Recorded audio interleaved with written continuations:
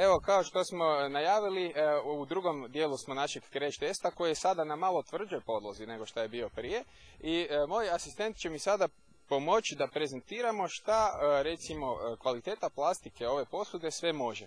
Pa daj, molim te, probaj izvinuti ovaj poklopac na sve moguće načine, pa da vidimo šta se sa tim dešava.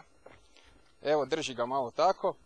Ti možeš slobodno zoomirati da vidimo je se pojavila na sredini ona klasična bijela crta koja se inače pojavljuje kod plastike, malo nekvalitetnije, koja označava da je plastika prenapregnuta i da će vjerojatno vrlo brzo puknuti.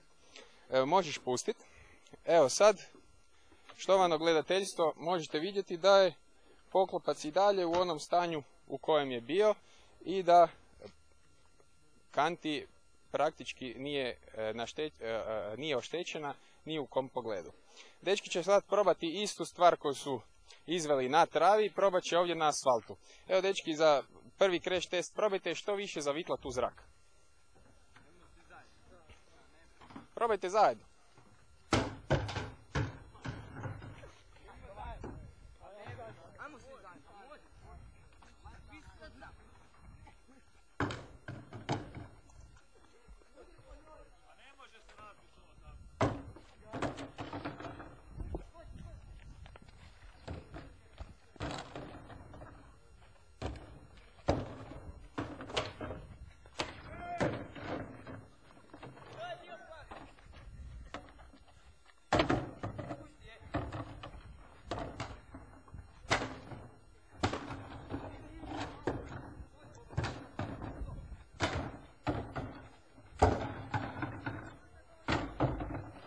Probajte još koji put u zrak je baciti. Probajte u zrak još koji put.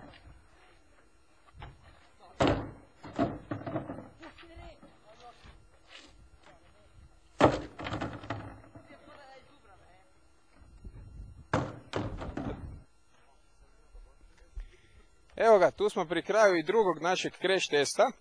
Možemo probati naći nekakva vidljiva oštećenja na samoj posudi. Kao što vidimo, to su samo neke oguljotine, znači ništa ozbiljno. Dalje, posuda negdje pukla ili nije, evo, možemo vidjeti i tu nekakve oguljotine, ali u principu ja bih rekao da stvar drži vodu. Evo, našoj ekipi delikvenata za ovaj posao ćemo srdačno zahvaliti, dečki. Evo, možemo napraviti još jednom intervju da vidimo da li vi mislite sada da je to moguće potrgati. Pa, uz mnogo vježbe. Uz mnogo vježbe, dobro. Uz nekih instrumenta bi mogli se strgati. Dobro. Nije moguće. U sjekiru možda. 3 sata bi trebalo da se slomi. Pomoću alata ništa. Da, teško, ručno ne. Evo ga, poštovani gledatelji, na kraju smo našeg testa. Nadamo se da smo uspjeli zadovoljiti vašu želju za Panemec Circenses i vidimo se u sljedećoj emisiji.